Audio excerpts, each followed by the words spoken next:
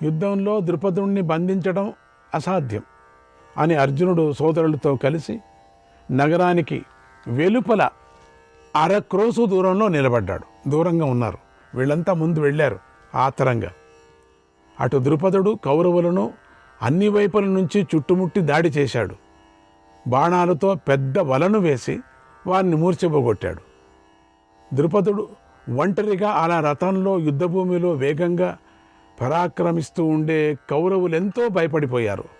ఇదేంటి ఇట్లా ఉన్నాడు, మనం ఏదో అనుకొని వీడిని తీసుకురావచ్చు అనుకొని ఎంతో మనం ఉత్సాహంగా వస్తే వీడు మననంతా ఇట్లా చేశాడే. ద్రుపదుడు ఒక్కడే అలా సుడిగాలిలాగా అన్ని వైపులా తిరుగుతూ ఉండటంతో కౌరవుల కళ్ళు బైర్లు కురుమ్మాయి. వారికి అనేక మంది ద్రుపదులు ఉన్నట్లుగా కనిపించారు. వాళ్ళకి తల తిరిగిపోయింది. అన్ని చోట్ల ద్రుపదులే కనిపిస్తున్నారు. అప్పుడు ద్రుపదుడు విడిచినటువంటి బాణాలు అన్ని దిక్కులు వ్యాపించాయి. ఆ విజృంభణను, ఆ పరాక్రమాన్ని చూసి తమ రాజు విజయం సాధించాడని పాంచాల ప్రజలు ఇళ్లలో ఉండే వేల కొద్ది శంఖాలు ఊదారు, బేరులు వాయించారు, మృదంగాలు మ్రోగించారు, తప్పెట్లు తాళాలు వాయించారు, సైనికుల సింహనాదాలు చేశారు. తమ ధనస్సుకు గల నారిని మీటి ధనుష్టంకారం చేశారు. ఆ ధనుష్టంకార ధ్వని ఆకాశాన్ని తాకింది. అప్పుడు యుద్ధంలో ద్రుపదుడుదే పైచేయి కావటాన్ని చూసి దుర్యోధనుడు, వికర్ణుడు, సుబాహువు, దీర్ఘలోచనుడు, దుశ్శాసనుడు విపరీతంగా కోపించి బాణాలను వర్షంలాగా కురిపించారు. అప్పుడు ద్రుపదుడు తీవ్రంగా గాయపడి కోపించి మరీ విజృంభించాడు. ఇంకా కోపం, ఇంకా బాణాలు ఎక్కువ వేశాడు. 10 బాణాలను విడిచి దుశ్శాసనుడిని కొట్టేశాడు. 20 బాణాలు ప్రయోగించి వికర్ణుని కొట్టాడు. మరో 20 బాణాలు తీసుకొని శకునుని లేవకుండా చేశాడు. తర్వాత ద్రుపదుడు కర్ణ, దుర్యోధనుల పని కూడా పట్టాడు. వారి శరీర అవయవాల సందుల మీద విడివిడిగా 28 బాణాలను ప్రయోగించి వారిని తీవ్రంగా గాయపరిచాడు. 5 బాణాలతో సుబాహుణ్ణి కొట్టాడు. వివిధ బాణాలతో ఇతర వీరులంతా బాధించి సింహనాదం చేశాడు. ఇలా ద్రుపదుడు కోపంతో గర్జిస్తూ బాణాలతో శత్రువులను, ధనస్సులను తుంచేశాడు. రథాలను విరగ్గొట్టేశాడు. అవన్నీ చంపలేదు, వాళ్ళు కదలుకోకుండా చేశాడు. అశ్వాలను, పతాకాలను ఖండించాడు. అవంత మతం తీసేశాడు. ఆ అద్భుత దృశ్యాన్ని చూసి పాంచాల సేనలు సంబరం చేసుకున్నాయి, సింహనాదాలు చేశాయి. ఇక మా వంతుగా మేము సహాయం చేస్తాం అని నగరవాసులు యుద్ధానికి దిగిపోయారు. కౌరవులపై రోకళ్లను, కర్రలను విసిరేశారు. అవి వచ్చి కౌరవుల మీద పడ్డాయి. ఈలోగా నగర ప్రజలందరూ కౌరవులతో తీవ్రమైనటువంటి యుద్ధం చేస్తున్నారు అనే మాటలను బాలురు, వృద్ధులు కూడా విన్నారు. మేము తక్కువ వారం కాదు అని వారు కూడా యుద్ధంలో పాల్గొని కౌరవులను ఎదిరించారు. ఇలా ఊరంతా ఒకటయ్యేపటికి ఒకటైపోయిందంతా. కౌరవులు తట్టుకోలేకపోయారు. వారి ఎదుట నిలవలేకపోయారు. ద్రుపదుడి చేతిలో ఓడిపోయారు. బాధతో కేకలు పెట్టారు. పెద్దగా అరుస్తూ, పెద్దగా రోదిస్తూ పాండవుల వైపు పరిగెత్తారు. అప్పుడు ద్రుపదుడి విజృంభణ అసాధారణంగా ఉంది. అతడి బాణాలతో కర్ణుడి శరీరం చిన్నాభిన్నమైపోయింది. అంతటా తీవ్రమైన గాయాలయ్యాయి. కర్ణుడు ద్రుపదుడికి భయపడి రథం దిగి పారిపోయాడు. ఇప్పుడు కర్ణుడి సంగతి తెలిసింది. అప్పుడు శరీరం వణికిపోయేలాగా తమ సైన్యం చేస్తున్నటువంటి ఆర్తనాదాలను పాండవులు కూడా విన్నారు. ద్రోణునికి నమస్కరించి తమ రథాలనెక్కి యుద్ధానికి కదిలారు. ధర్మరాజుతో, అన్నా నువ్వు యుద్ధం చేయనక్కర్లేదు అని వారించి బయలుదేరారు. అప్పుడు అర్జునుడు తన రథచక్రాలను రక్షించడానికి రక్షకులుగా నకుల సహదేవులను నిలిపాడు. ఆ రథచక్రాలు రక్షించడానికి ఒకరు, గుర్రాలను పట్టుకోవటానికి అటు ఇటు నలుగురు ఇట్లా ఉండాల్సింది. భీముడు గదను పట్టుకొని సేనకు ముందు ఉండి నడిచాడు. అప్పుడు రణభూమిలో శత్రువులు గర్జిస్తుంటే అర్జునుడు తన సోదరులతో కలిసి రథధ్వనితో దిక్కులు ప్రతిధ్వనించేలాగా చేస్తూ వేగంగా రణభూమికి వచ్చాడు. అక్కడ ద్రుపదుడి సేన సముద్రం ఘోషించినట్లుగా ఘోషిస్తుంది. ఆ మహాసేన అనే సముద్రంలోకి యమధర్మరాజులాగా ఉన్నటువంటి భీముడు ప్రవేశించాడు. గదా పట్టుకొని ఏనుగులపై విరుచుకు పడిపోయాడు. ఆ భీముడు అసమాన బాహుపరాక్రమం కలవాడు, యుద్ధం ఎలా చేయాలో తెలిసినవాడు. మృత్యురూపాన్ని ధరించి గదతో ఏనుగులను చంపసాగాడు.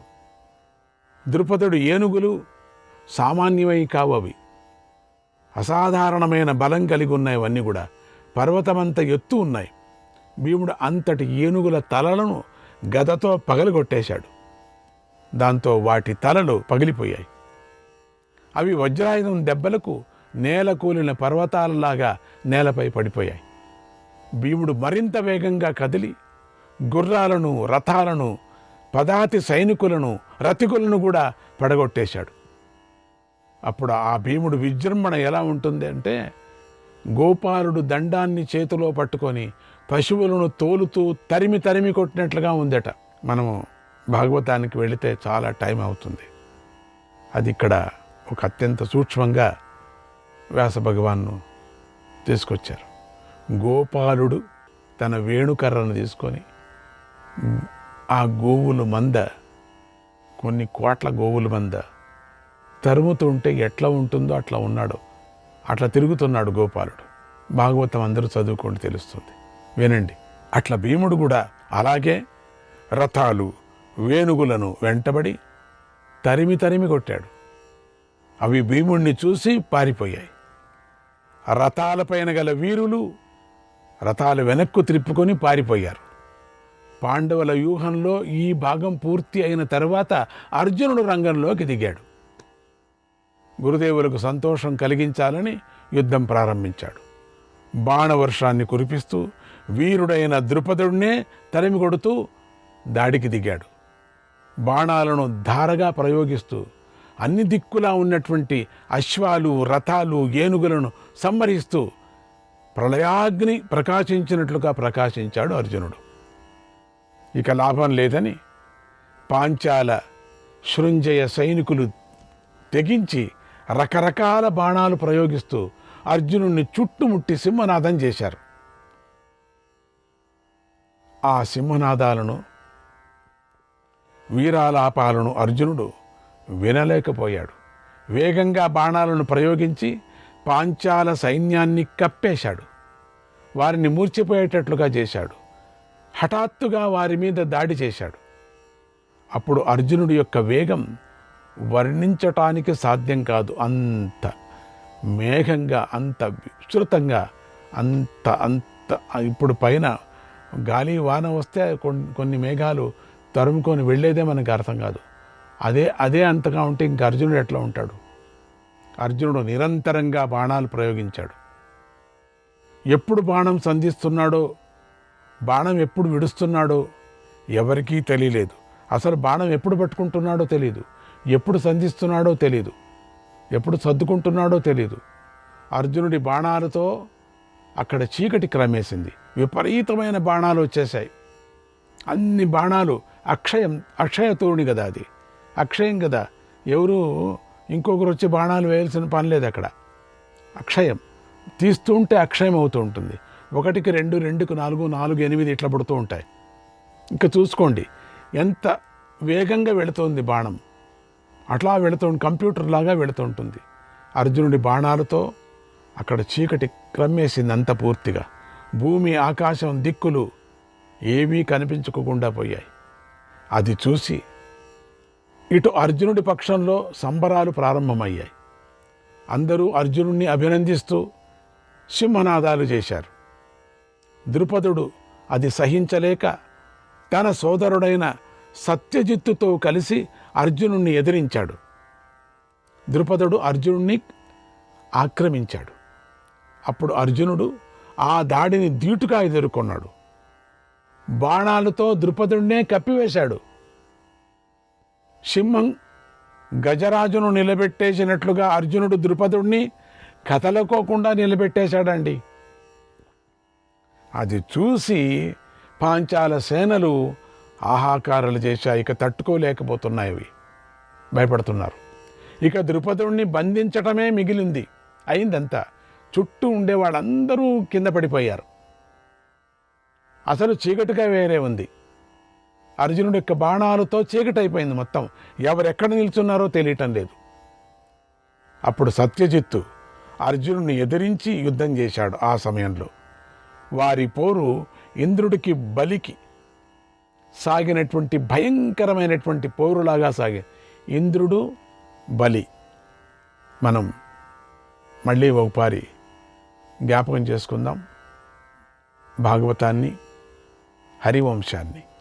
హరివంశాన్ని వింటే మీకు అర్థమవుతుంది, భాగవతం వింటే అర్థమవుతుంది వాళ్ళ యుద్ధం ఎట్లా జరిగింది. ఆ యుద్ధంలో అర్జునుడిదే పైచేయి అయింది. అర్జునుడు 10 బాణాలు ప్రయోగించి సత్యజిత్తును తీవ్రంగా గాయపరిచాడు. ఆ దృశ్యం అందరికీ ఆశ్చర్యాన్ని కలిగించింది. అద్భుతమైనటువంటి యుద్ధం జరుగుతుంది. మనం ఇంత ముందు చెప్పుకున్నటువంటిది అది ప్రదర్శనం. అక్కడే కాస్త యుద్ధం జరిగింది. ఇప్పుడు నిజమైన యుద్ధం జరుగుతున్నది. దీన్ని ఎంతగా చెప్పుకున్నా చాలదు. సత్యజిత్తు తేరుకొని వేగంగా 100 బాణాలను అర్జునుడిపై ప్రయోగించి బంధించాడు. అర్జునుడు వాటిని లెక్క చేయకోకుండా బాణాలు విడుస్తూ సత్యజిత్తు ధనస్సును విరగొట్టేశాడు. అంతే కావలసింది. ద్రుపదుడు వద్దకు దూకి పట్టుకోబోయాడు. అంతలోనే సత్యజిత్తు వేగంగా కదిలి మరో ధనస్సును తీసుకొని అర్జునుడిని, అతడి గుర్రాలను, అతడి యొక్క సూతుడిని అంటే బాణాలతో కొట్టి పీడించాడు. అందుకు అర్జునుడు తీవ్రంగా కోపించాడు.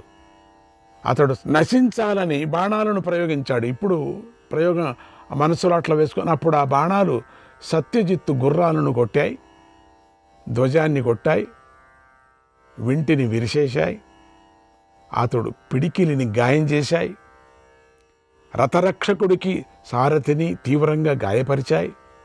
అర్జునుడి దాటికి సత్యజిత్తు తట్టుకోలేకపోయాడు. అతడికి ఊపిరి తీసుకోవటమే కష్టమైపోయింది. అంతగా ఏమాత్రమూ సంధి ఇవ్వకోకుండా అర్జునుడు బాణాలు ప్రయోగించేశాడు. ఆ బాణాలకు సత్యజిత్తు ధనస్సులు మాటిమాటికి విరిగిపోయాయి. అతడి అశ్వాలు మరణించాయి. ఇక సత్యజిత్తు యుద్ధభూమిలో నిలవలేకపోయాడు. నేను బ్రతికితే చాలురా దేవుడా అని అనుకుంటూ యుద్ధభూమి నుండి పారిపోయాడు. అప్పుడు ద్రుపదుడు కోపించి అర్జునుడిపై బాణవర్షాన్ని కురిపించాడు. అర్జునుడు ఆ బాణాలను అలవోకగా ఎదుర్కొని ద్రుపదుడిని వింటిని విరిచేశాడు, ధ్వజాన్ని కూల్చేశాడు. 5 బాణాలు విడిచిపెట్టి గుర్రాలను, సారథిని బంధించాడు. ద్రుపదుడు విరిగిన ఆ ధనస్సును విడిచి మరొక ధనస్సును తీసుకునే లోపల ఒక అద్భుతమైన వింత జరిగిపోయింది. అదేమిటది? అర్జునుడు అమిత వేగంగా కదిలి కత్తిని పట్టుకొని ద్రుపదుడి రథం యొక్క కాడిపైకి దూకాడు, దగ్గరికి వెళ్ళాడు. గరుత్మంతుడి పాములను పట్టుకున్నట్లుగా అర్జునుడు వేగంగా దూకి అర్జునుడు వేగంగా దూకాడు, ద్రుపదుడిని పట్టేసుకున్నాడు.